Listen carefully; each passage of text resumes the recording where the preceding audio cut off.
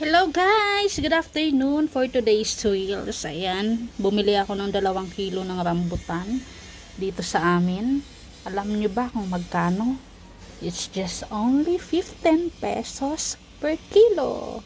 Kaya bumili ako ng 2 kilo, idi 30 lang ang 2 kilo guys. Grabe ang tamis guys.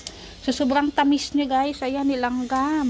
Hindi ko alam kung paano ko palalayasin ng langgam, kaya ang ginawa ko, nilagay ko sa palanggana, nilagyan ko ng tubig para mamatay yung mga langgam. Ayan, nalunod na sila. Sana all nilalanggam. Sana all matamis, sweet. Ayan. Ayan, murang-mura lang oh. Sana pa bago ako lumuwas ng Maynila, may mabili ulit ako. Sayang kasi mahal to sa Maynila, guys eh. Maabot ito ng 90, 100 ang kilo. Dito 15 pesos lang ang kilo, guys. Grabe.